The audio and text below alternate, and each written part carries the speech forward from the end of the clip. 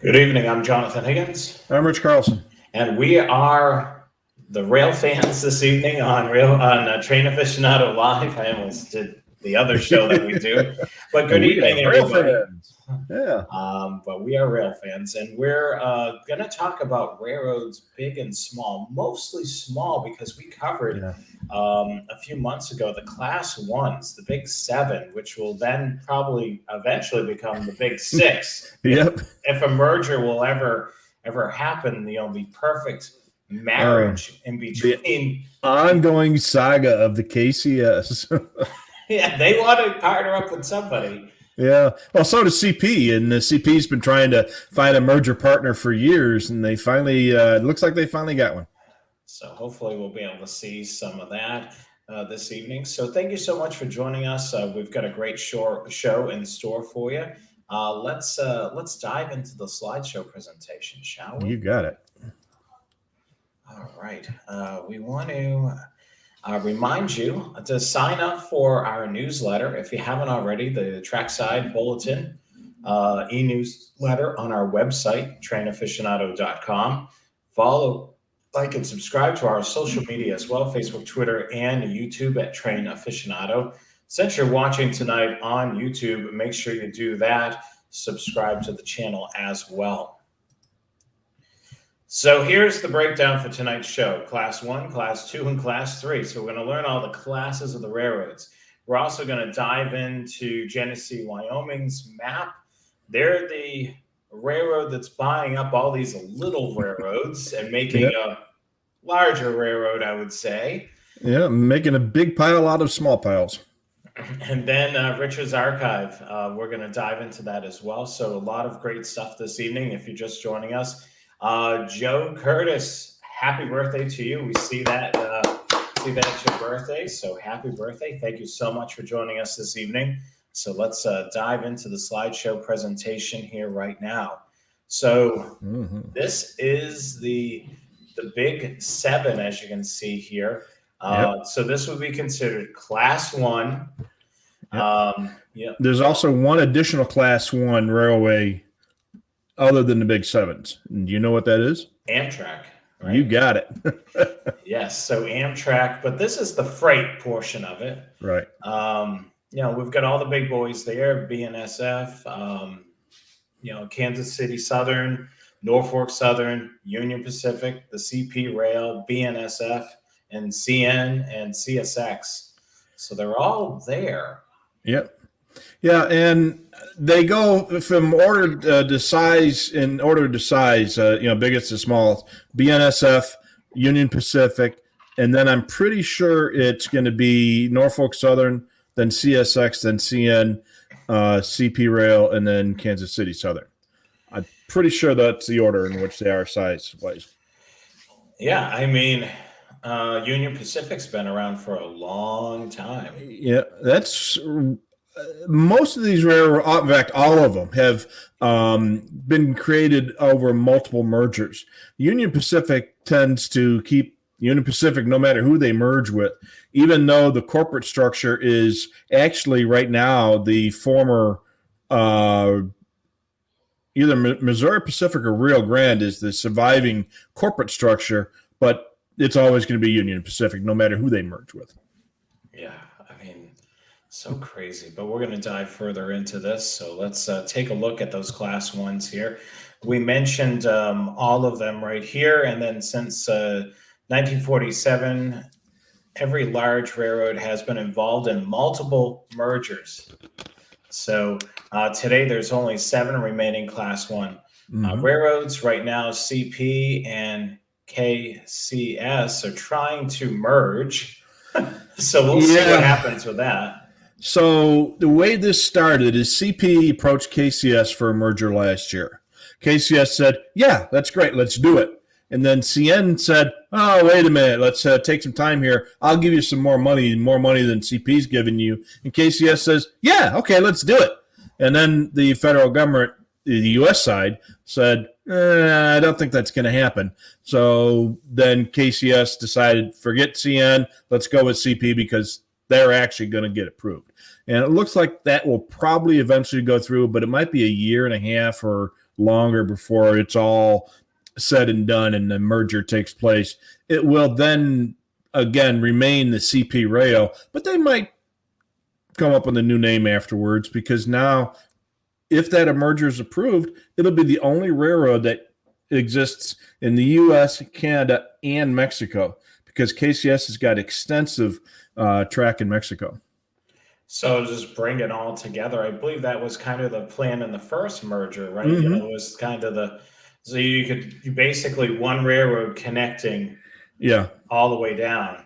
And the CP Rail is a more natural partner for that, because it'll be an end-to-end merger. If it was the CN, they've got the Illinois Central line just a little bit to the east there, and now you're going to have pretty much just two parallel lines going through the central part of the U.S. instead of a single main line. I getcha. You remember Conrail? Yep. Yeah, Conrail. I mean, what was that? Basically, CSX and Norfolk Southern. A lot of that kind of split. Yeah, they kind of split that in half. What Conrail originally was, of course, was consolidation of the Penn Central and several other smaller railroads. The Erie, Lackawanna, Central New Jersey, the Pensy, Reading, Seashore lines. I don't know. There were several of them, and they all came together because they were all bankrupt, and trains were derailing standing still. That's how bad things were getting. And the federal government came in, threw some money at it, created Conrail, and lo and behold, by reducing some of the regulation that was going on and the amount of work that Conrail put into it, it started making money pretty quickly, actually. And when it became profitable, Norfolk Southern wanted to merge it, and they agreed, but then CSX said, no, we want to merge it too. And they made a deal. Norfolk Southern got 56% of the railroad, and CSX got the other 44%, and they split up the locomotive and car fleets pretty much evenly across the board. And they made some deals. Okay, you take this line, I take this line, and it was kind of a reverse merger. So most of the most of the certain lines went to one, and a lot of them went to the other. See Steven's comment here. What do you think? Yeah. So what happened was when the CN came into it, the U.S. government, the Surface Transportation Board, who regulates the railroads these days, said they were going to apply a newer set of rules to CN. And there were some reasons behind it, and it made sense when I read the reasons, but I just don't recall the details. But the CN proposal was going to go through a much stricter review, and it would be unlikely that it would be approved. These are the same rules that they applied to the prior attempt to merge the CN and the BN, or was it the BNSF by then? I forget which. It was either the BN or the BNSF at that time. And the federal government said, no, that's not going to happen. And they made stricter rules. The CP proposal is going to be reviewed under older, less restrictive rules, and has a much greater chance of being approved by the federal government. And CN may have known that going in and just did that to kind of, stick it to CP rail to make it more expensive. Hey, also comments about this. I believe this is related to the Conrail, right? To the Conrail merger. Yeah, that could very well have been, Steve. It's been many years, and my mind is a little foggy on some of the details. But that's. I'm going to take your word on that. That does make sense. So, at that time, when Conrail was first formed, it was. People were thinking, okay, this is just going to be a way to sell off the railroad and, make an orderly abandonment of most of the railroads in the Northeast. And then Conrail kind of made a go of it. And they were really, there was a lot of money thrown at it, but they made things much more efficient. They pruned a lot of the deadwood off the branches and stuff. and actually, got tracks fixed, got some new locomotives, got things working and flowing and moving again. And then that's when the CSX popped in there and Norfolk Southern popped in there and eventually decided to split it up and did a pretty decent job of it. It was not a mess like some other mergers have been. All right, so we've covered Class 1. Let's dive into Class 2. And one that stands out, and our good friend from Florida, Danny Harmon, covers this railroad quite a bit, the Florida East Coast Railway. And that's considered a Class 2, which is a medium-size operation. So they basically handle, a little bit more of a regional railroad versus a super local railroad. And the differentiation between the Class 1 and Class 2 is basically the amount of revenue that they pull in every year. Yeah, exactly. And you got the big chunk, big railroads over here. And then the medium-sized one. These are your Iowa interstates, your Florida East Coast, a couple of the G&W railroads that we're going to talk about later. Those are the ones that are often former parts of former Class 1 railroads that were spun off, which was a big thing back in the 80s and 90s and early 2000s. The big railroads were cutting lines, sometimes main lines, mostly branches and stuff, and selling them off to other railroads. The Wisconsin Central, probably one of the most successful of those medium-sized railroads. And in fact, the Wisconsin Central got so big after a couple of mergers that they actually qualified to become a Class 1. And they asked the government to change the rules so they could remain a Class 2. And there's good reason for that. It's regulation. The reporting and regulation requirements for a Class 1 railroad are much more intense than what there is for a Class 2. So Class 2 is a lot less involved with doing reporting and regulation and stuff, and it gives you the freedom to do more things differently than you can with a Class 1. So it was advantageous for a railroad like the Wisconsin Central, which is right on the cusp, to stay a Class 2 because they didn't have to spend the extra money and do all that extra work. Wow. But, it's very interesting to see, that there's classes, and that makes sense. It's all about the money, and then at those levels, important, specific, things they have to abide by and report by. Yep. And I could see, it's probably a lot more of a pain in the butt to be a Class 1 than a Class 2 or a Class 3. Yeah, well, the Class 1 has got a much larger operation and can absorb the extra work because, okay, fine, you hire 100 people to do the federal regulation compliance reporting. And, for a Class 1 railroad who's got thousands of employees and billions of dollars in revenue, 100 employees to handle that, in the office is not really a big deal for them. That's for sure. Let's take a look at Class 3s. So these are the short railroad lines, typically the short lines serving a small number of towns and industries, hauling cars for one or more railroads. Many Class 3 railroads were once a branch line of a larger railroad or abandoned portions of main lines. These Class 3s are owned by railroads, holding companies such as Genesee, Wyoming, or WECO.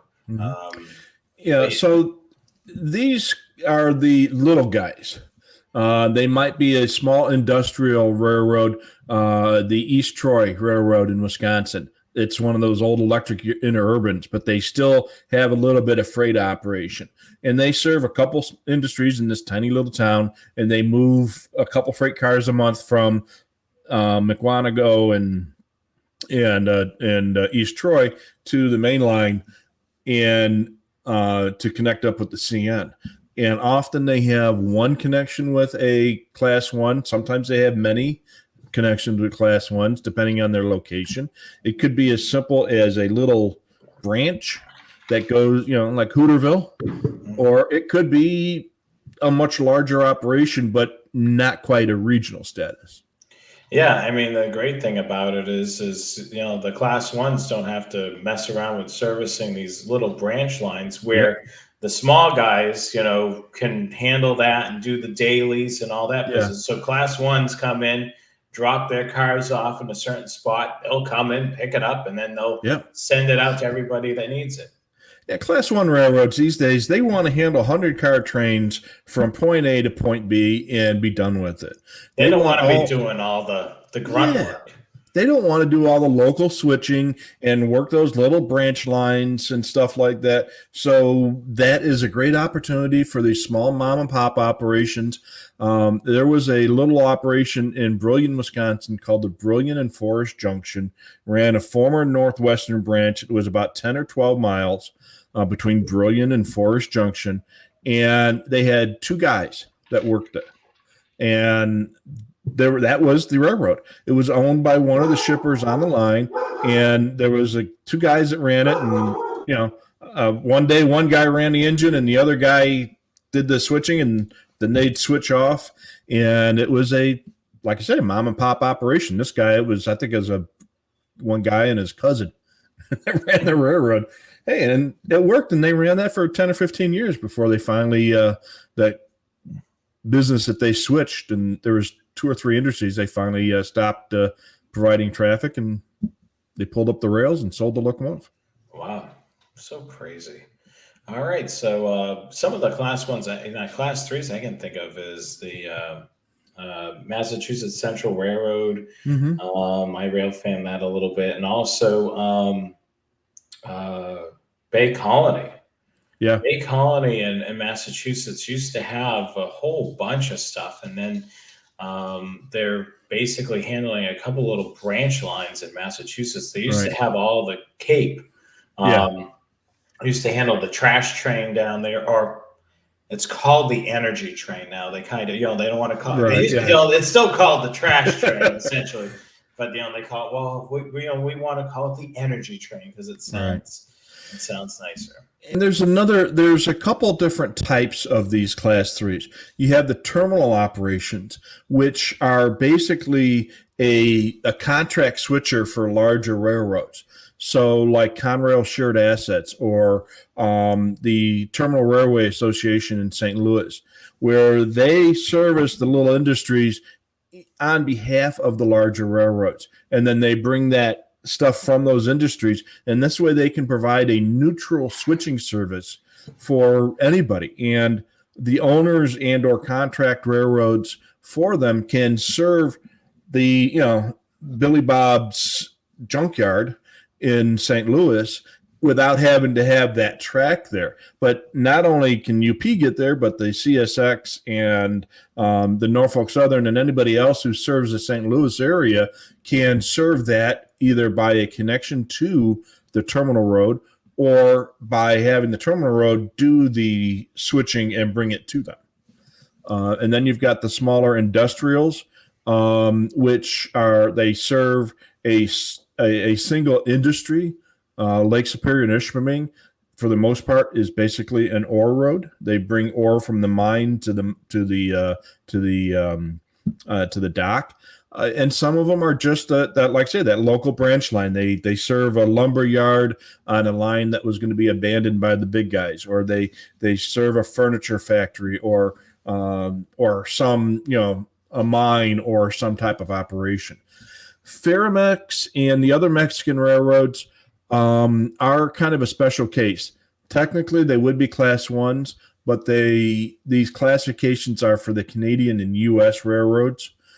And that's classification that has been determined by the U.S. and Canadian governments, who coordinate and cooperate in the regulation and operation of the railroads much more so than they do with the Mexican government. So a lot of the stuff you see going back and forth across the border is very coordinated between Canada and the U.S., less so for the Mexican lines, although there is some shared.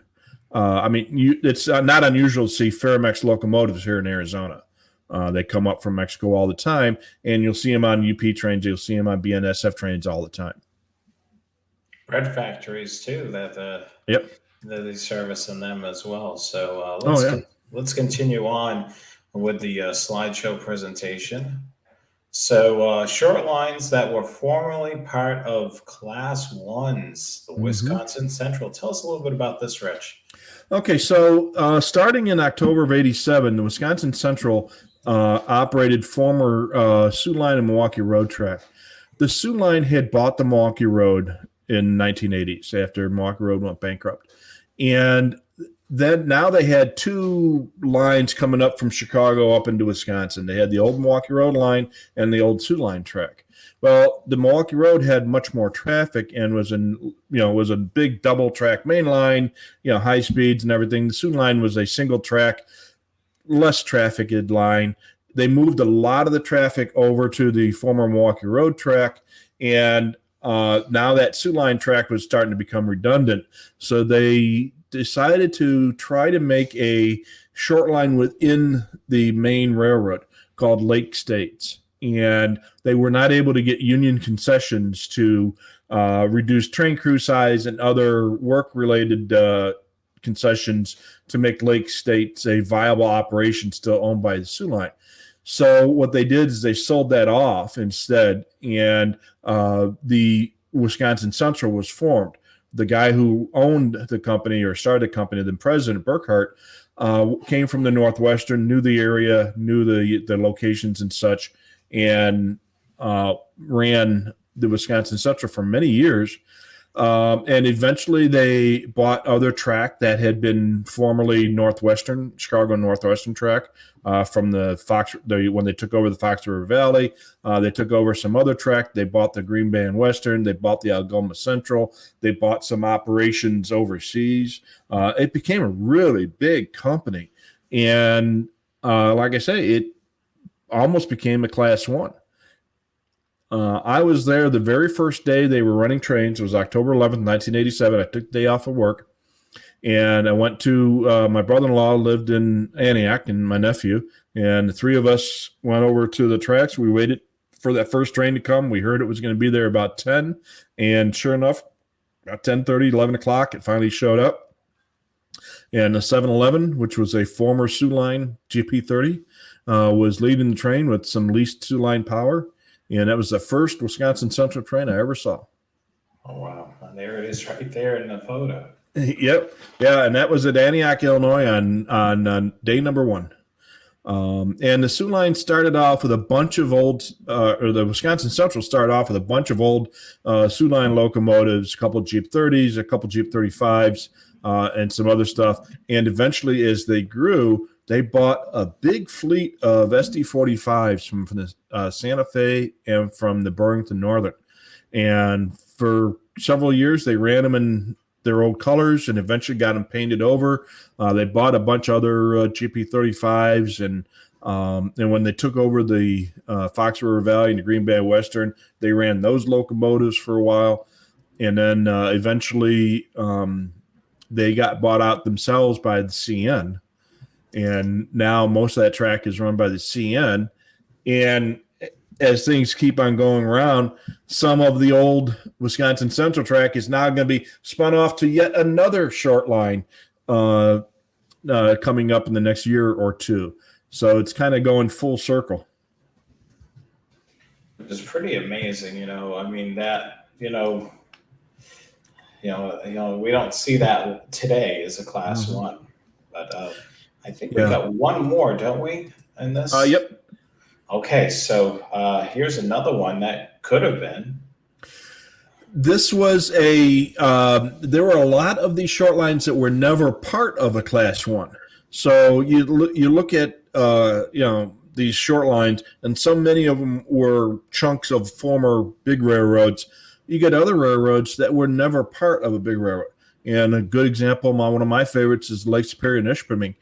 That they started off as a small railroad to run ore and forestry products in and around the Marquette, Michigan area. And they kind of grew. They got all the way past Munising, which is 100 miles this way, and all the way up to Big Bay, which is 80 miles that way, and then down to a couple of the mines or 40 miles that way. And that's all the bigger they ever grew. And they never They never got bought out by a bigger railroad. And for almost their entire history, except for the first year or two, they've been owned by the same company, and it's called Cleveland Cliffs. It's a mining company. And now most of their 99% of their traffic is now iron ore pellets, taking them from the 2 or 3 mines that still operate in the area to their ore dock in Marquette. And I've been up there many times. What a cool looking locomotive, to be able to see that the number plates are actually pushed in. Well, that is very typical of the Alco RSD and Century series. And it's called, they call that the Notch. And that is a high hood RSD11, I think that is. It's 1800 horse, RS18 or RSD 18, I think is what the model number is on that.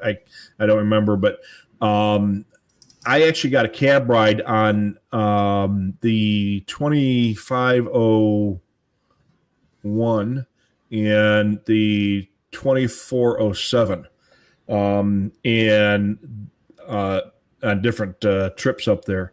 And fascinating railroad. They still run now, but they're running GEs. All the Alcos are long gone, but they were famous for running Alcos and first generation U-boats. Oh, wow. Awesome looking locomotive, that's for sure. Mm-hmm. All right, so Genesee, Wyoming, we're going to dive into the map and take a look at, their operation overall.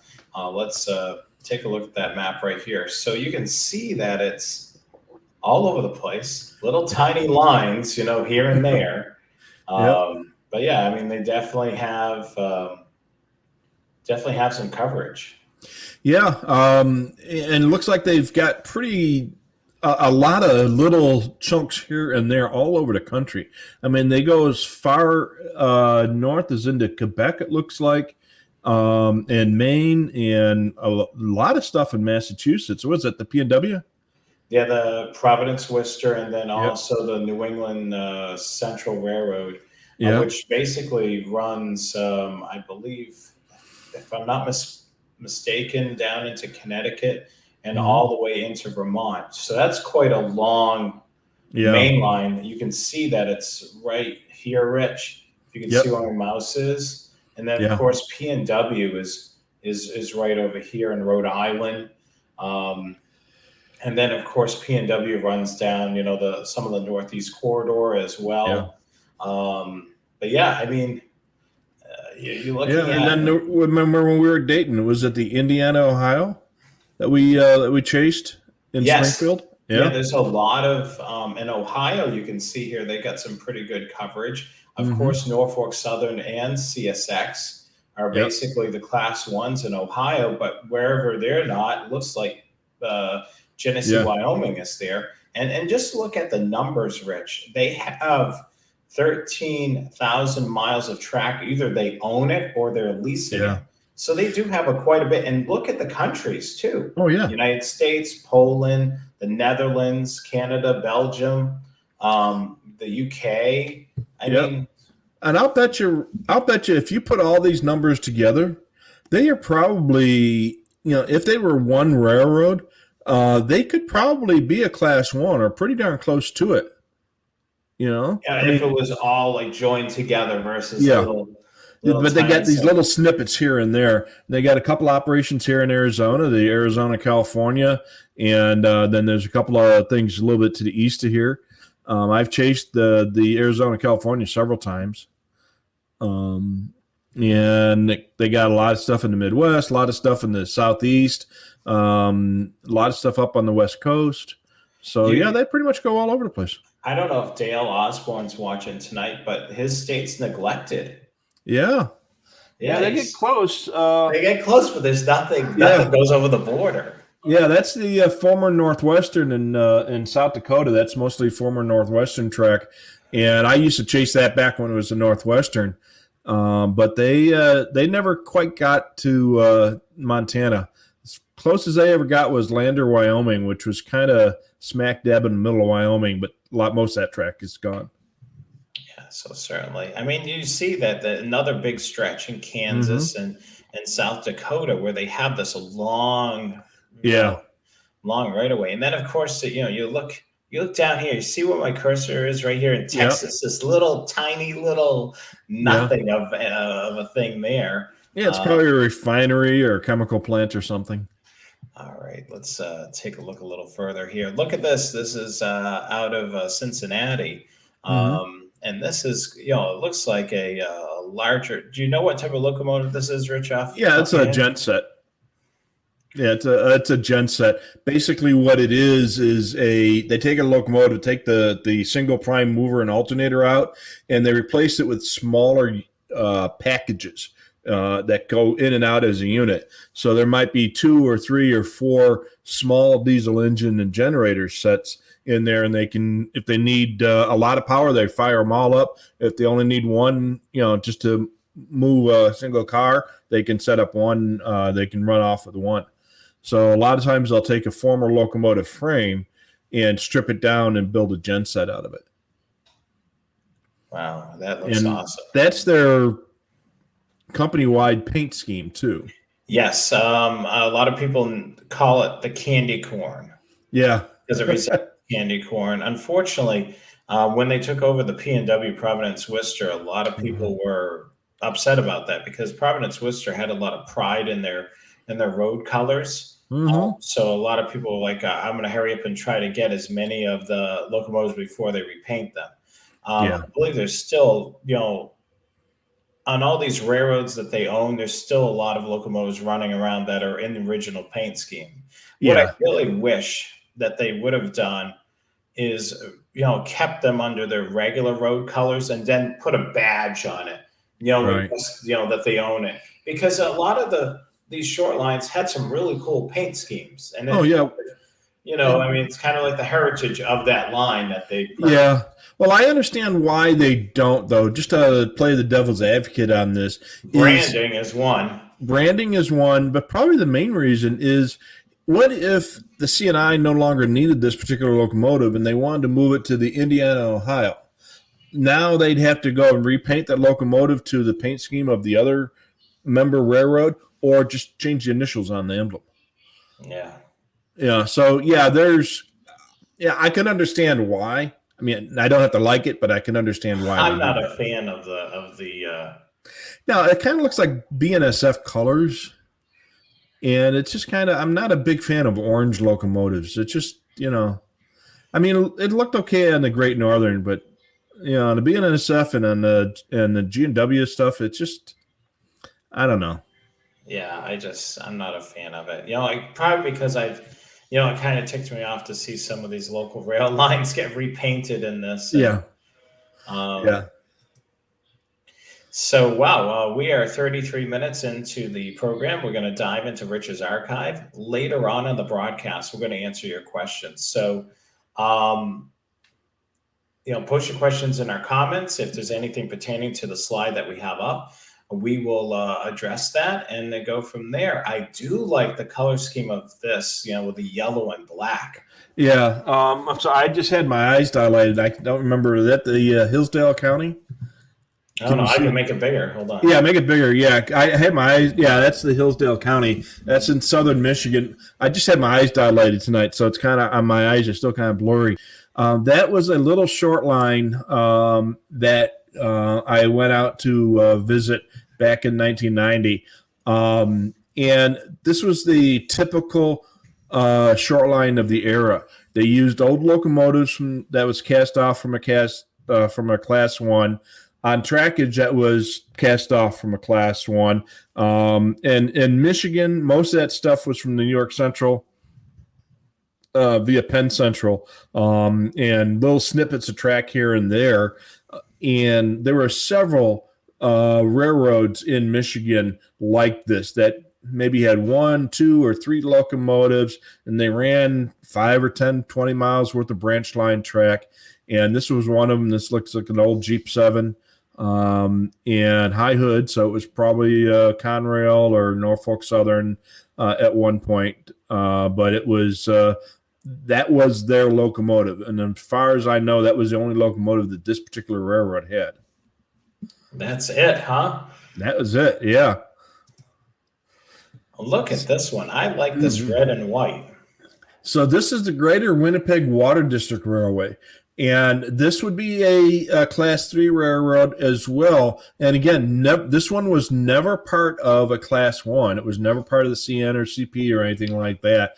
It was built for a specific purpose, and that was to build a water aqueduct, which is just behind where I'm standing as I took the picture, between Winnipeg and the lake, which was, 40 or 50 miles away.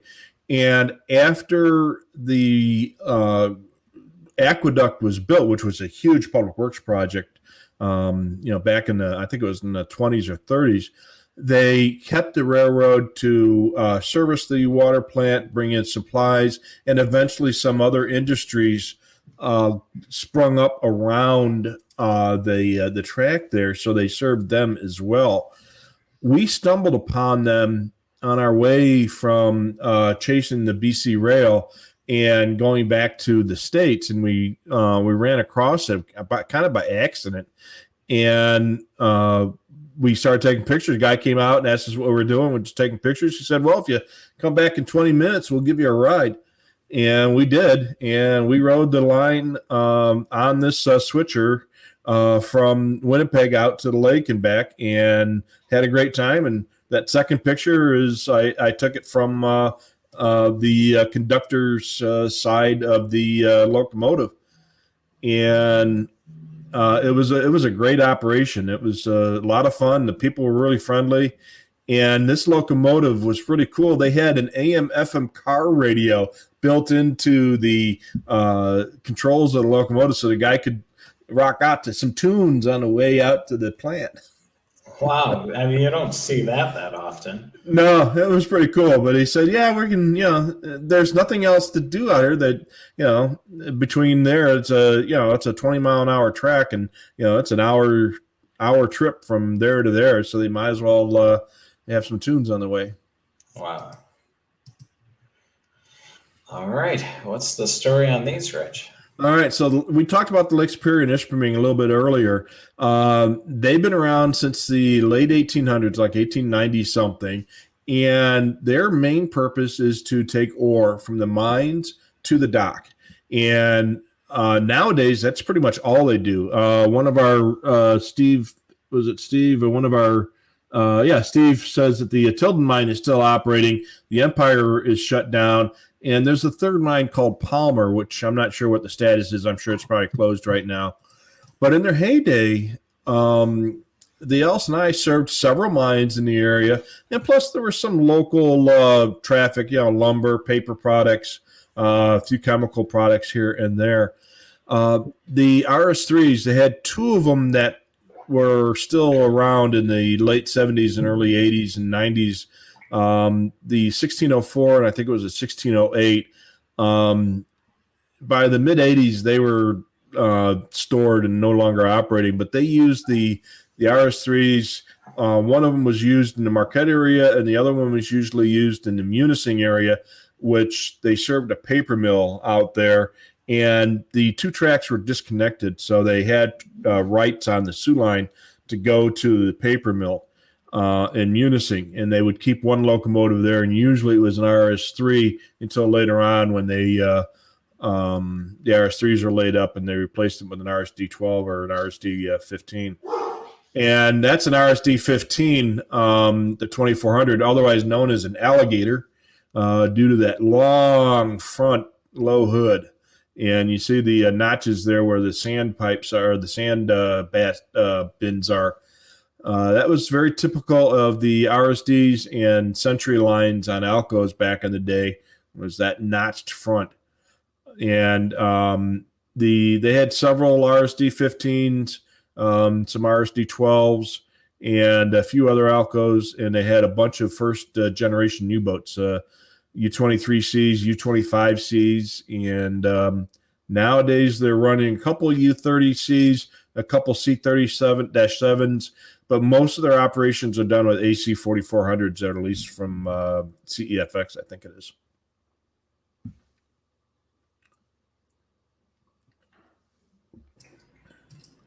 All righty, let's go. There we go. All righty. So this is the Intermountain Power Project. This is out in Springfield, Utah. And that power plant is owned mostly by the city of LA. And it's a coal plant that they put in Utah. I guess they'd rather pollute Utah than California. And it was built specifically to provide power to the city of Los Angeles. And that was built to build, maintain, and operate the power plant. And as far as I know, they are still running that same locomotive in the same area doing the same thing. They originally bought it to build the plant, and then they used it to maintain it and operate it to move coal around the plant as needed. And again, it was one of those single purpose railroads. This one would not be considered a Class 3 anyways, because it's not a common carrier. A Class 3 railroad is a common carrier, which means that it has to provide rail services to anybody that wants it that's on their line. This is not a common carrier. They are owned specifically for a specific project, and they do not have to provide rail service to people who might want to build along their tracks, and they may not even connect to other railroads. There are some isolated railroads like the former Black Mesa and Lake Powell that has no connection to the outside line, outside world.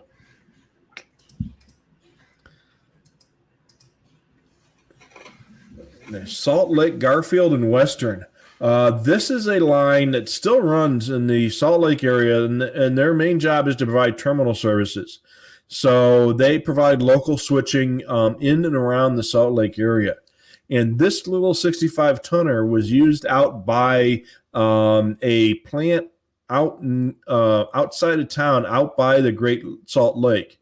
And my dad and I ran across this back in the early 90s, and it was sitting outside this little industrial plant way out in the middle of nowhere.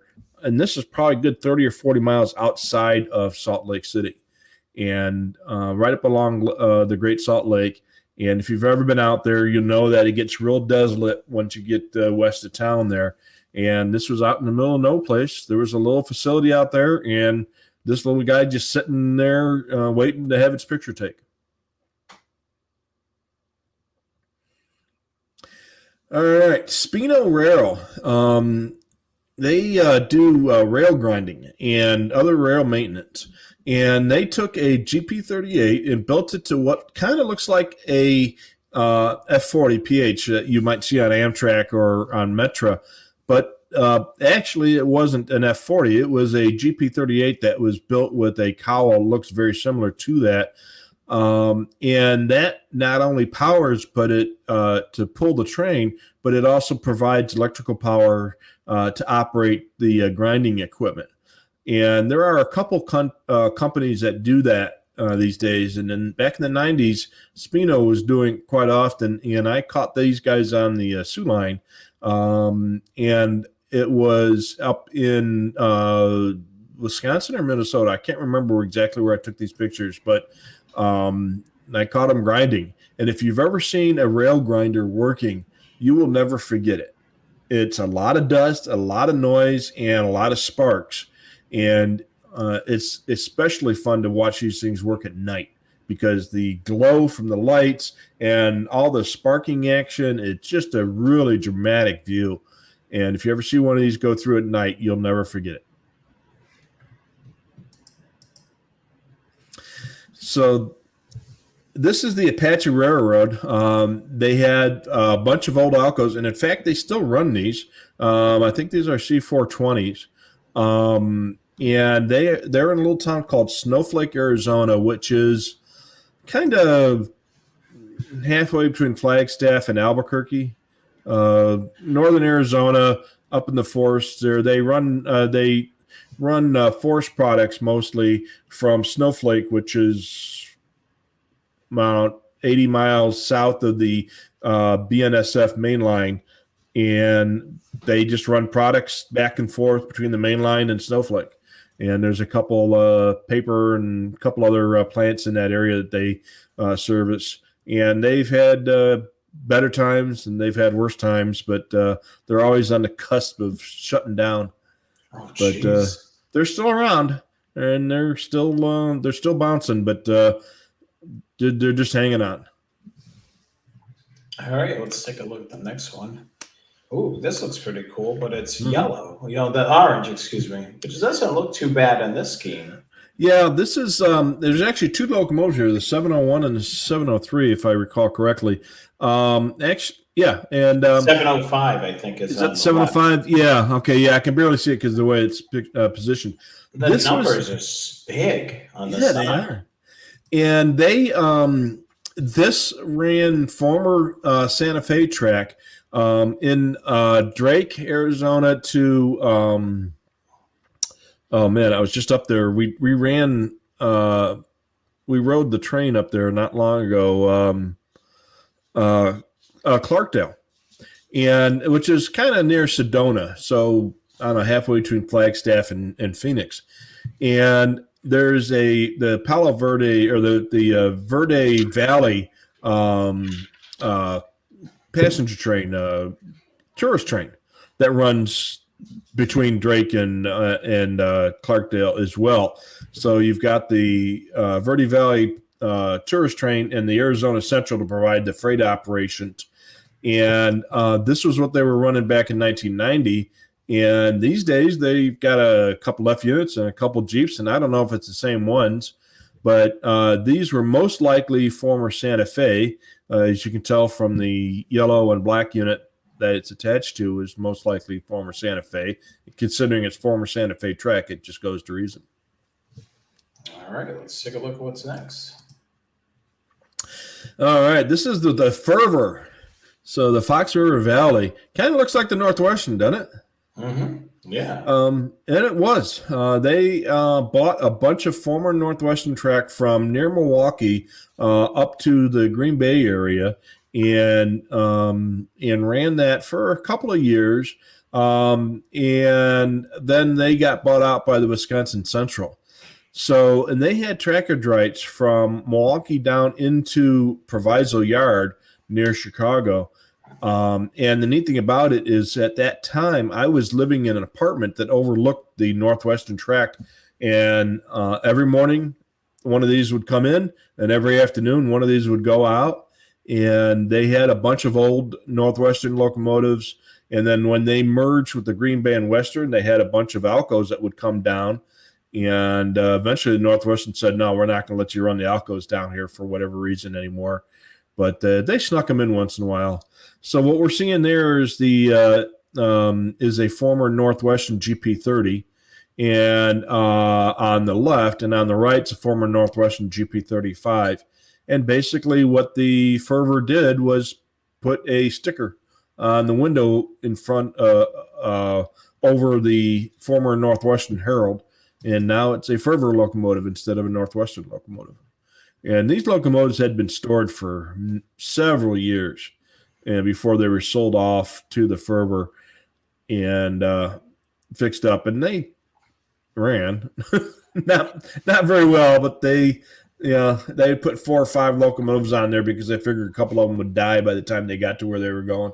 Now, did they ever repaint these in their own scheme, or did they just keep it the way it is, just with their name on the side below the They had a couple locomotives that they repainted into a red and white scheme for the Fox River Valley, but they, like I say, there was only a couple of them. I think one of them was a SD35, and that they got from probably the Southern. And they, and like I said, they only had a couple of them repainted before the Fox River Valley and the Green Bay and Western merge become the Fox Valley Western, I think is what they called the merged railroad. And then shortly thereafter, that was taken over by the Wisconsin Central. And most of these things were just scrapped right away. They weren't, even the Wisconsin Central didn't want them. Wow. All right, so we've got Iowa Interstate. Yep. So this is one of the most successful and most enduring um, Class 2s out there. The Iowa Interstate took over former Rock Island track. They were actually the second operator of it after the Rock Island went bankrupt back in the 70s. And there was another railroad called the Iowa Railway, which only lasted a couple years. And then the Iowa Interstate came in. They were much better funded than the Iowa Railroad.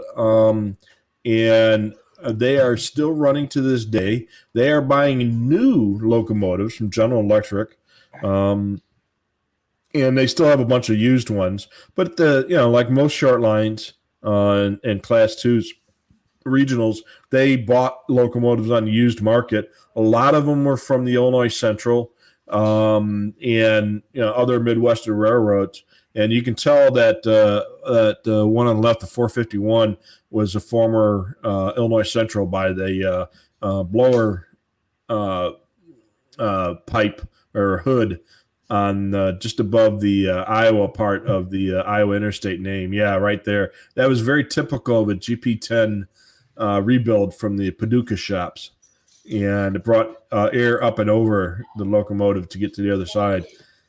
And they bought a bunch of stuff from the Illinois Central, and they had a couple paint schemes. The paint scheme on the left is fairly similar to what they're using now, but they do have a couple of their new locomotives, the big GEAC 4400s, that are in a very Rock Island style heritage scheme with the Rock Island heralds on it. But so you can tell what their prior history was. But that scheme on the right hand side, that might have been kind of a one-off, or it might have been just putting a name on another short line locomotive that they bought, because I don't remember ever seeing that scheme on another Iowa Interstate Railroad with that stripe that kind of bends down in the nose. Yeah, I see that.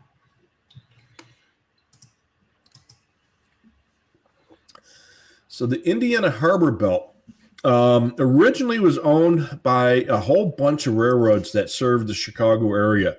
And with through mergers and sales and stuff like that, half of it became owned by the CP Rail, mostly from the old Milwaukee Road. And the other half was owned by Conrail Shared Assets, which still exists today. So Conrail Shared Assets, they have operations in the Detroit area and the New York area to service customers that would otherwise have to go either CSX or Norfolk and Southern, and where they both have operations. So they provide that neutral terminal service for those other railroads. In the Chicago area, they already had ownership of the Harbor Belt, so they just kept the Harbor Belt operation. The Harbor Belt is all independently operated by themselves, but the ownership of the company is CP Rail and Conrail. At one time, there were a bunch of other railroads that owned portions of it. The Milwaukee Road, the Norfolk and Western, the Wabash before that, and Penn Central, and it was in Penn Central and the Pensy were the biggest owners of it. And you can take a look at the 8814, and that's a very Pensy style paint scheme. And to this day, they still use Pensy style numbering and numbers that were compatible with the Penn Central and the Pennsylvania Railroad at the time. So these numbers didn't conflict. But they were always an independent line, just owned by other railroads, and they provide terminal services in the Chicago area. And this is another one of those little Michigan short lines. They never had more than two locomotives operating at a time. They had number 1, number 2, and number 3. And when number 1 bit the dust, they bought number 3. So numbers 1 and 2 were Alco S1s, and this was the number 2. And this one lasted to the end. And then when number 1 went down, they bought an RS3, numbered it 3. And eventually the traffic withered up and died.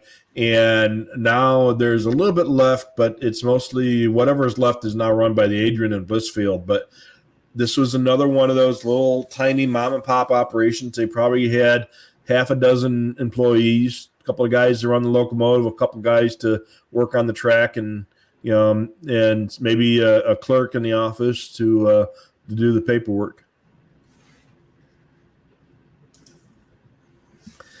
In LaSalle and Bureau County, this is kind of an infamous railroad. It started off running in the LaSalle and Bureau County area, which is in north central Illinois. The LaSalle area is 100 miles or so west of Chicago. And they ran some track in that area. And then eventually they took over some switching operations in the Chicago area when the Rock Island went south. And then they abandoned their operations in the LaSalle area. But when the Penn Central was going bankrupt and having all kinds of problems, somehow or another, a bunch of boxcars ended up in LaSalle and Bureau County being repainted for the LaSalle and Bureau County, and they never got paid for. And there were some allegations of some bad acting and stuff. And I'm pretty certain that it was pretty much a clerical error on the Penn Central side of things that the LaSalle and Bureau County just never bothered to correct it. So they are now known as the Chicago Rail Link, and they still operate in the southwest suburbs of Chicago, not far from Dalton. All right. So that brings us to the end of Rich's archive. Make sure you stay connected with Train Aficionado Live. Sign up for our trackside bulletin. We send those periodically, our e-newsletter, on our website, trainaficionado.com. Make sure you follow, like, and subscribe to our social media as well, Facebook, Twitter, YouTube, and Instagram. And make sure you check out our past shows on our YouTube channel. You'll see the fine folks from Railstream was our last broadcast last month. In case you missed that, that was a really awesome interview with the husband and wife team that runs Railstream. A really good interview. We hope to have them on again on the show. Make sure you tune in Wednesday night for Rich and I hosting the Scanner Guys. That's October the 6th of 2021, 8 p.m. Eastern Time, 5 p.m. Pacific, live on the Scanner Guys YouTube channel. We're talking about multi-couplers for scanners. So if you have one really good antenna and a bunch of scanners, you want to learn more about multi-couplers, because that'll allow you to share one great scanner with multiple scanners. A great antenna with multiple scanners. So make sure you check out the Scanner Guys during that broadcast. And also, Train Aficionado Live will be back at you Monday, November the 1st, 2021, 8 p.m. Eastern Time, 5 p.m. Pacific, right here on our YouTube channel. We're looking to bring back a guest possibly. So we will let you know all about that as soon as we know the details. So make sure you mark this on your calendar or set a reminder on your phone to join us Monday, November 1st of 2021, 8 p.m. Eastern Time, 5 p.m. Pacific, live right here on our YouTube channel. So good evening, everyone. In case you just joined us late, we're going to do a little bit of Q&A right now where we answer some of your questions, and the conversation will continue for the next 30 minutes as we're approaching the top of the hour right now. So we hope that you stick around for the next 30 minutes as we answer your questions and comments. Certainly put them over on the in the chat, and we'll definitely go through them. We see a lot of check-ins as always, Rich. So everybody that's joined us this evening, Chris Schultz, as always, we appreciate you watching each and every week, and even watching us on the Scanner Guys show. Yeah, absolutely.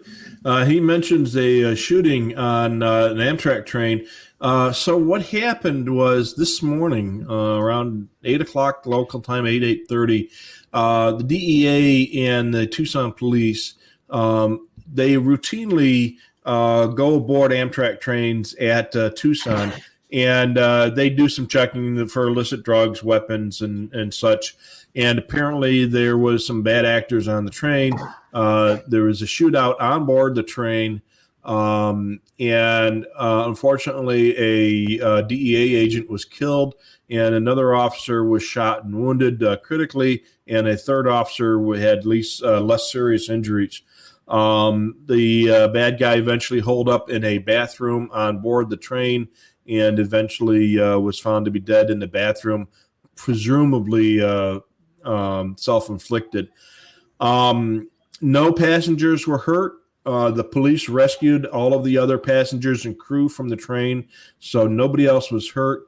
So kudos to DEA and the Tucson police for their, protecting the lives of the other passengers and crews on board that train. And our condolences go to the deceased DEA agent, and our hearts go out to the two wounded officers as well. So it was very tragic. And unfortunately, or fortunately, depending on your point of view, a good chunk of it was caught on the live video cam that is there. That camera is now down, but you can see an edited version of the events on the YouTube channel. They took parts of it out for for obvious reasons, but you can see what the police officers went through. And as a retired police officer, I know what they're going through, and I don't wish that on anybody. So again, our condolences to the dead officer, and hopefully the other two officers recover soon and quickly. Les is checking in as well. We said happy birthday to Joe. So his birthday's tomorrow. Terry's in Decatur. So Terry, he's on the road a lot in southern Illinois and parts of Missouri. And so, if this is a Monday, it must be Decatur. So he gets around down there. And it's a great thing, too, because he's always finding new frequencies and adding them to the database. Check-ins from Pennsylvania and Dubuque. Wayne rode the Amtrak. As soon as he got home, the sky opened up. Yeah, I've been there and done that. I step off the train. It's a beautiful sunny day, and by the time I get to the car in the parking lot, it is just pouring down rain. Enrique is checking in from South America. Welcome. Let's see here. Conrail shared assets. Yeah, we got that, Wayne. We talked about that. Todd's got some BNSF down in his little town, and he listens to them on channel 70, which is their yard channel. So we've talked a lot about railroads and railroad frequencies, so watch some of our prior videos for that. Yeah, definitely some good stuff if you're getting involved in the hobby, or you're in the hobby and you're not using a scanner. Definitely a key asset and tool, either listening from home if you're by an active railroad line, or you're out rail fanning trackside. It certainly will give you a heads up when there's activity. If you hear communication on the radio, as long as they're not restricting, track with a work crew, and you're hearing activity on there with things moving around, then that's a good sign that you may be seeing something coming your way. Yeah. And sometimes when you'll hear that the track is going to be closed for a while. There's been times when I've gone rail fanning, I got there and turned the scanner on, and they say, you're not going to be able to get through for a couple, 3 hours. And I'm like, okay, well, it's a good time to go and get lunch. Yeah. So we talked about a lot of these things. Steve wrote that when the Conrail merger was complete, the CSX and the Norfolk Southern, there is no "and" in Norfolk Southern. Why do I keep on trying to say that Norfolk and Southern? It's just Norfolk Southern. The CSX and Norfolk Southern basically got the parts that made the most sense. Yeah, I really agree with that. It just seems like it just, like if you look at their track rights, it just makes sense.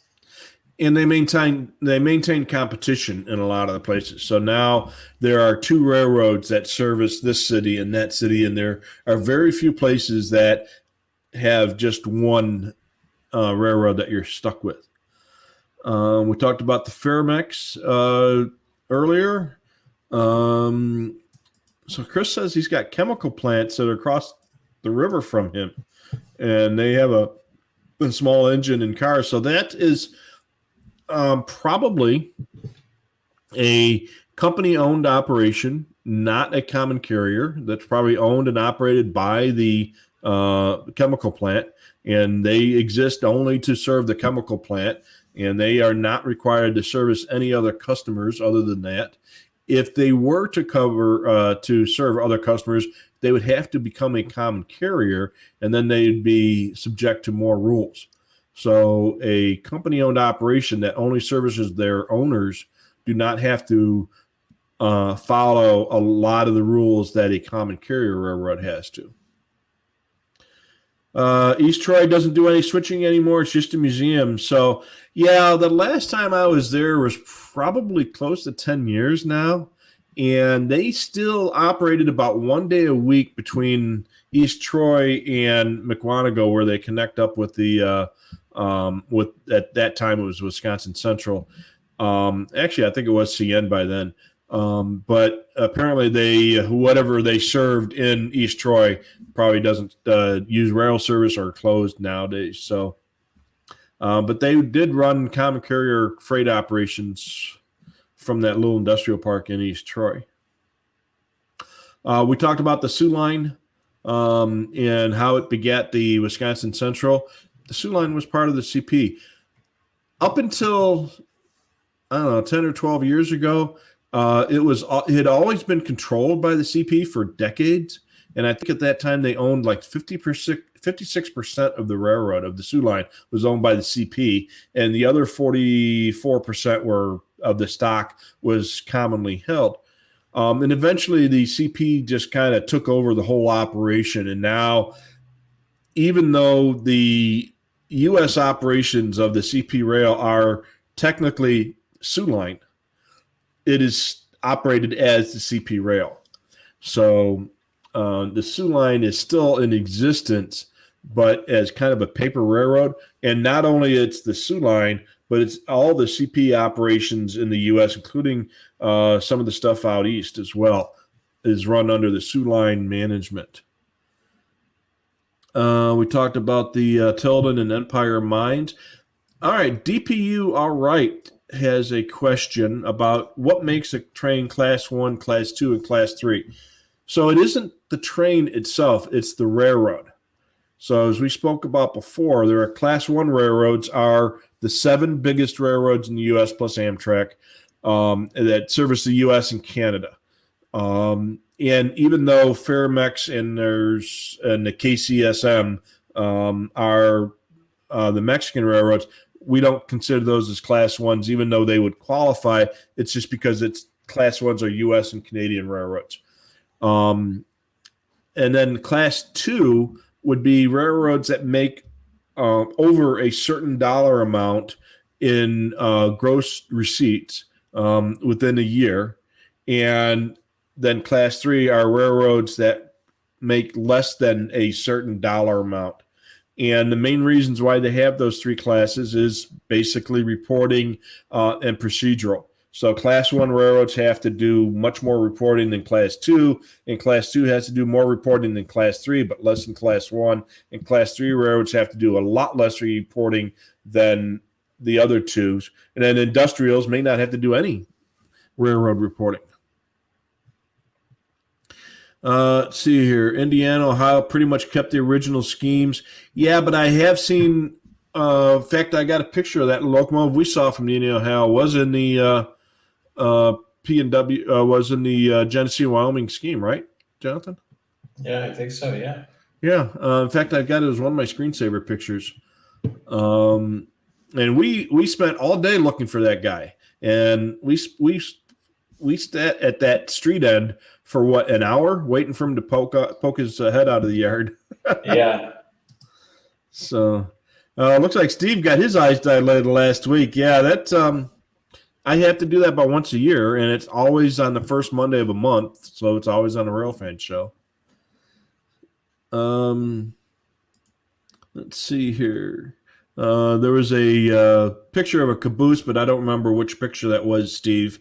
So, but one of our pictures. Do you have that picture with the caboose that has both a cupola and a bay window on it? Yes, I'll get that for you. Okay. And okay, yeah, sure enough. So, boy, it's kind of hard to see. Can you make it bigger? Yeah. I can't tell if there's. Oh, okay. I see. There's a bay window on the cupola. I think either that or that's an air conditioning box. I don't remember. Like I say, this is 30 years ago, and we actually rode the locomotive, not in the caboose. So, I don't know. I don't remember. Yeah, I guess that is a bay window on there and a caboose and a cupola. So you normally see one or the other, not both. On cabooses. I'm not an expert on cabooses, so I think that's pretty unusual. And of course, you don't see a lot of cabooses nowadays anyway. So, Tilden is an open pit mine. The big underground cliff mine in Negaunee closed in the 70s. Yeah, they had a whole bunch of mines. There were Palmer, Tilden, Empire, and I'm sure there were many more mines in the area, but like I say, it looks like Tilden's the only one left now. Yeah, and the LSI line from Marquette to Musing was shut down. Oh God, had to be in the 70s or early 80s or maybe even before. I don't remember ever seeing that in operation. And but they still had an isolated operation out at the Munising, at the paper plant out in Munising, but I think they eventually gave that over to the CN. When they shut down the Empire mine, they shut down the Escanaba ore dock on Lake Michigan. And that was originally a Northwestern ore dock, and it was just north of the Wells Yard for the Escanaba and Lake Superior. And I spent days out alongside that ore dock, but apparently that's now closed. So CN was the last serving railroad after, originally CN Chicago Northwestern, and then it became Wisconsin Central, and then CN, and apparently that's now closed. It's too bad. You know, we are constantly looking for topics for this show, so definitely let us know some topics that you'd like us to cover during the Train Aficionado live show. Yeah. So certainly you can post those right now in the comments. We would love to see those topics that you would like us to cover. Of course, we try to tie in Rich's archive into the topic of discussion. Mm-hmm. And so far, we've had some pretty good luck with being able to tie it in. And certainly, we'd love to see some of your comments about, what type of shows you'd like to see done on this program. Yeah, I'm still sorting through all that slide collection that I got scanned in, and out of about 10,000 pictures, I think I got another 3,000 left to sort. So, tons of content for this. Yeah, you betcha. I mean, the great thing is you remember a lot of the stories. Yeah. I don't. Sometimes I'll look at a picture and try it, and I don't remember the location, and I was not very good at documenting it. But usually, I can look at it and figure out, okay, I remember that trip, and we went here, and there. And a lot of these places I've been to many times, especially up in the Upper Midwest. All right, so Steve writes that the original Ann Arbor and the Detroit, Toledo, and Ironton had orange paint schemes. Yeah, they did. But they were more solid orange with emblems on them. They didn't have that kind of fancier paint scheme like the G&W with all the, trim and stripes stuff. And what have you. Yeah. And I'm not a big fan of the BNSF paint scheme. I kind of like the old BN green and black, and I really love the old Santa Fe yellow and blue. But this orange is more of a Great Northern orange. And I don't know. I'm just not a big fan of pumpkins, I guess. Yeah. Oh, yeah. Those are also known as pumpkins as well. Yeah. So Railroad Tube is popping in to say that he appreciates our live feed. It's not easy. Yeah, we do. There's a lot of work. I mean, we spent several hours putting the slideshow together between Jonathan and I. Yeah, I mean, and then plus, we host another show, weekly. This one's once a month, and this show currently doesn't have a sponsor, so we just do this, in our free time. I mean, we have a sponsor for the other show that helps us, cover some of the expenses and the time, but we still put in more time than what's covered, even for that program as well. Yeah, absolutely. So it's more of a labor of love. Labor of love. Blah, blah, blah, blah, blah, blah. James' eyes, his ears perked up when he heard Wabash. So if you're from the Midwest, the Wabash was well known. They ran up into Chicago. They ran down to St. Louis, and all across Illinois and Indiana and Ohio. And they were very, very well known for a railroad their size. Of course, they had the Wabash Cannonball, was always, a more popular train than people ever knew. But that eventually got picked up by the Norfolk and Western, and now a lot of that track is now Norfolk Southern. There is no and. So we already took care of DPU's question. On my Iowa Interstate slide, the red locomotive with the yellow stripe is former North Louisiana and Gulf. Okay, that makes sense. And I've actually been there. That's why I've seen that before. So the North Louisiana and Gulf, my buddy used to serve in the Air Force, and he served in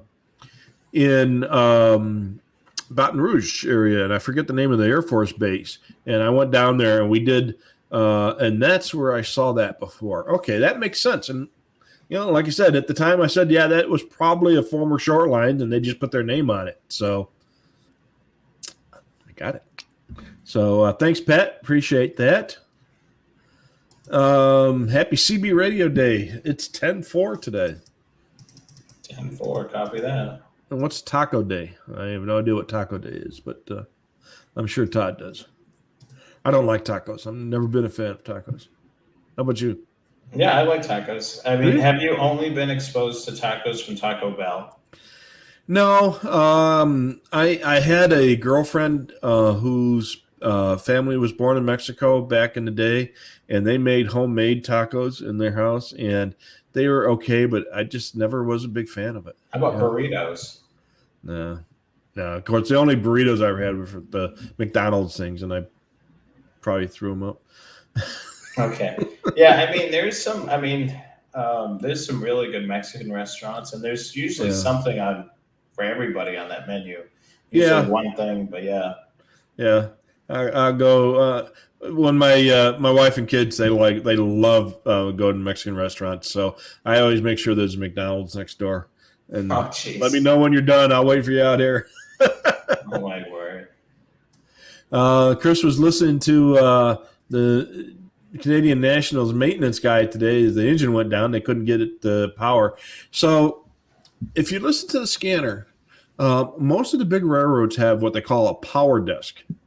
And they can dial up a number on their radio and get connected to the power desk.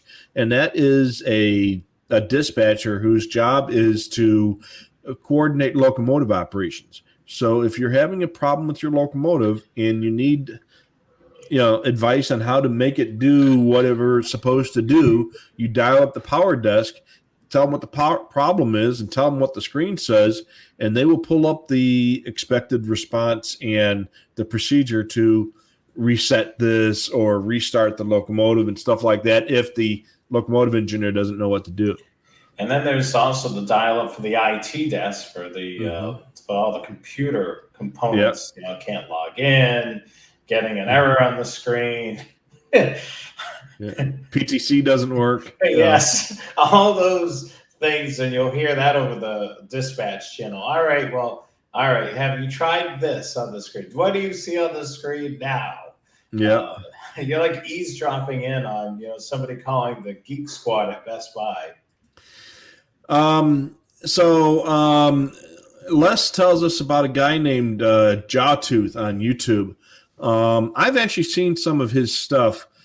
He's a interesting fellow. And he's in the Cincinnati, Covington area, someplace down there, based on the location of most of his videos. And he's a rail fan. He posts a lot of stuff to YouTube. I've seen some of his stuff. It's interesting. And he goes to a lot of these weird locations, like street running and unique bridges in the areas and short lines that run every other month and stuff like that. So, yeah, I've seen some of his stuff. It's pretty interesting. Let's see here. The Ottawa, Canada area has had 2 derailments in the last 2 months, and it's shut down. So, the LRT system. Their light rail transit has had 2 derailments, so apparently they're having some issues in Ottawa. I don't remember seeing that last time I was in Ottawa, and that was about 8 or 9 years ago. We stayed up there for a week or so. And I don't remember seeing the LRT, so maybe it might have been under construction when I was up there. Question about City Rail and what class are they under? So City Rail is not actually a railroad. City Rail they are a leasing company of locomotives and freight cars. So the LS&I and other railroads will lease locomotives from City Rail, who actually buys locomotives and leases them to other railroads. So City Rail owns most of the locomotives that are running on the LS&I these days, and the LS&I just pays City Rail. Instead of buying the locomotive outright, they pay them a monthly fee for the locomotive, and it's a negotiated fee. It's like people who lease a car versus buying a car. There are advantages and disadvantages either way, and for the railroad, something goes wrong with it. A big problem goes wrong with the railroad. They just call City Rail and say, "Hey, this thing's busted. Come get it. And by the way, send me another one to replace it." Let's see here. Yeah, it is that caboose is is a combined cupola and bay window. Apparently, B&O used to have a lot of bay window cabooses. Iron Mountain and Ironwood also had iron mines. There were a lot of mines up in the Upper Peninsula of Michigan, northern Wisconsin, and big chunks of Minnesota. That iron ore is and it remains a big thing. The DMIR and a couple other railroads up in the Duluth area. There are some industrial roads, the reserve mining, and a bunch of company roads up in northern Minnesota as well, and some up into Canada in that area as well. The Milwaukee Maroon, I didn't mind the Milwaukee orange or maroon paint scheme. Of course, I grew up in that area in the Chicago area, and I always kind of liked that, but I wasn't a real big fan of the BNSF and the G&W schemes. There's a guy in the Toronto area that does a lot of filming up there. There's tons of YouTube videos that you can see on Railfan. Just put a location in, and there'll be a ton of videos on that location. Taco Tuesday. Okay. Dale had tacos for dinner tonight, and it's not even Tuesday. Yeah, it's Monday night. I believe Dale is on the road this week, so he's watching us from a remote location. Oh, okay. Well, he's getting homemade tacos, so there might be something happening here. I'm going to be seeing him next month. It's going to be a lot of fun. I'm looking forward to that. Let's see here. The only taco place within 30 miles from him is Taco John's or TJ's. Okay. Cool. Yeah. And a bunch of different places there. Okay, so he's not Huh? on the road until tomorrow. Yeah. Oh, So that's tomorrow. the scanner guys, he'll be watching from Okay. remote So location. DPU wants to know if we can ask us a trivia question. Well, as long as it's railroad related, I don't have a problem with that. Yeah. So maybe we'll have to vamp for a few seconds. Yeah. Have you seen any trains recently? I haven't done any rail fanning. I hope to be doing some rail fanning relatively soon. Just been busy working on some projects, around, and Mm-hmm. hopefully be able to do some of that within the next couple of weeks. I hope to be able to do some rail Yeah. fanning. I've kind of haven't had any time to do so. So Yeah, I hate it when life gets in the way of fun. yeah, that's for sure. But Yeah. yeah, Well, go I want ahead. to try and get up to Flagstaff this weekend, so that hopefully that'll happen if the honeydew list isn't too long. Yeah. Well, I hope to go rail fanning, hopefully maybe a little bit this weekend as well. Yeah. So it looks like we lost DPU. Yeah. So if he comes up in the next couple seconds, we'll answer your question. But otherwise, we're getting pretty close to the shutdown time. Yeah, let's go through those slides and wrap it up this evening. Just a quick reminder that you want to stay connected with Train Aficionado Live or trainaficionado.com through our social media: Facebook, Twitter, YouTube, and Instagram. So subscribe, follow, and like to Train Aficionado on those social media outlets. Also, you want to sign up for our newsletter as well. The trackside bulletin email at our website, trainaficionado.com. If you haven't done that already, please do that right now. And then let's take a look at the next slide. The scanner guys will be on Wednesday, October the 6th, 2021, 8 p.m. Eastern Time, 5 p.m. Pacific. We're going to be talking about multi-couplers. So if you have a really good antenna on the outside of your home, we're going to talk about multi-couplers, getting that one great antenna connected to multiple scanners in your shack or throughout your house. So definitely tune in live on the Scanner Guys YouTube channel. That'll be Wednesday, October the 6th of 2021. So definitely tune in to the Scanner Guys. And Train Aficionado Live will be back at you next month, Monday, November the 1st, 2021, 8 p.m. Eastern Time, 5 p.m. Pacific. If you haven't already, hit the subscribe button. We're trying to get the channel up to 1,000 subscribers by the end of the year. So help us spread the word about our program each and every month. We want to see our audience grow on this channel as well. And as always, follow, like, and subscribe to our social media as well, Facebook, Twitter, and Instagram. And as always, subscribe to our YouTube channel. It looks like we do have that trivia question up on the screen. The founding father. Well, I don't know that one. Well, Abraham Lincoln was the president who signed the Pacific Railroad Act that started the Union Pacific and the Central Pacific. Union Pacific building westward from Council Bluffs, Iowa, and the Central Pacific building eastward from San Francisco. And they met up in Utah, Promontory Point. And if you ever get a chance to get out there, they have a fantastic historical center at Promontory Point where the two railroads came together. Obviously, the tracks through there don't go there anymore. They rerouted them through Salt Lake, but you can actually drive on the old roadbed and see what they went through to build that track. And then they have two steam engines, replica steam engines, to replicate the coming together of the two lines, and where they cow catcher to cow catcher, and they do the whole presentation. And it really is a fascinating thing. So I would say Abraham Lincoln for signing that. Otherwise, the first president of the railroad, or the biggest stockholder, was a guy named Durant. And I don't remember what his first name was, but there's in the Union Pacific Museum that they have in Omaha, they have a big thing about Charles Durant. I think his name was Charles Durant. I'm not sure, but he was like one of the founding stockholders of the railroad, and the big display on him. So the fact that they had such a big display would tell me that's probably him. A series that you might want to watch. I know I recommended The Big Bang Theory to you. Mm-hmm. One that you probably want to look at is Hell on Wheels. It was on AMC.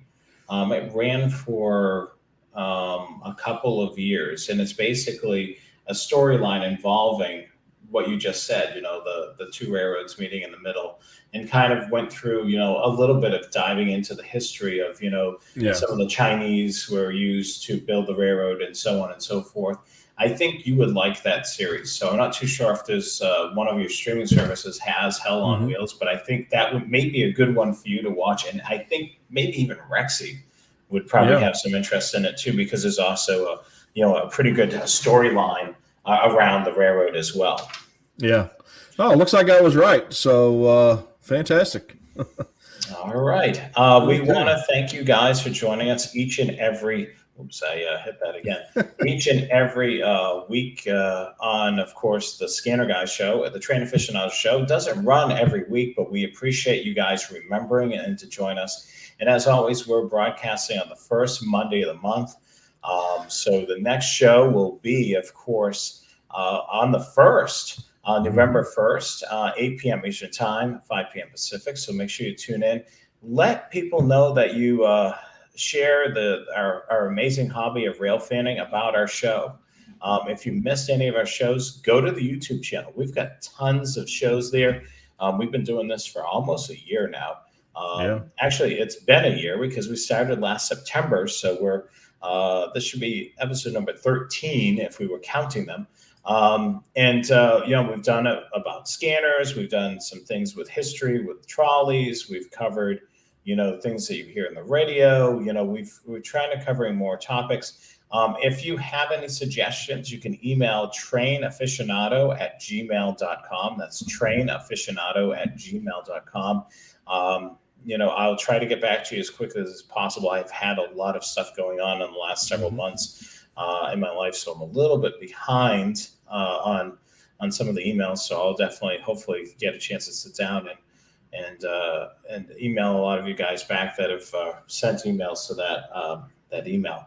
But we really do appreciate you each and every week joining us during these broadcasts, and we hope to bring you some more great broadcasts in the upcoming months. As we start to get settled into the winter months, so a lot of people are spending a little bit more time at home. Maybe we'll dip into model trains as well. A lot of you have that common interest. We'd love to talk about that with you as well. So if you have show suggestions, certainly let us know on that as well. Yep. I think that about wraps it up for us. Anything 125 ATs, are they in stock at our sponsors? Hang on. I'll tell you in a second here. Yeah, so the 125 AT, if you're looking for a scanner, definitely check out Scanner Master for that as well. They're a sponsor of the Scanner Guys. Yes, and the 125 AT is back in stock. The great thing about that radio, it's a low-cost radio that'll do exactly what you need to do. It's a fun radio. It's simple to program. Just take your time with it. Certainly, I can't say enough about having a scanner trackside. It's certainly a huge help. And Dale Osborne reminds us, and it's not discontinued. Absolutely. So, yep, it is still currently made, and it is in stock, and we've got a bunch of them. So, get the 125. You'll love it. It is the ideal rail fan scanner. All right. We'll wrap it up this evening. I'm Jonathan Higgins. I'm Rich Carlson. We'll catch you again next month on Train Aficionado Live. Make sure you hit that subscribe button. Let your friends and family know that are rail fans to watch us next month. We appreciate that. So have a great rest of your evening, and we'll catch you again, if not next month, Wednesday. You got it. All right. See you then.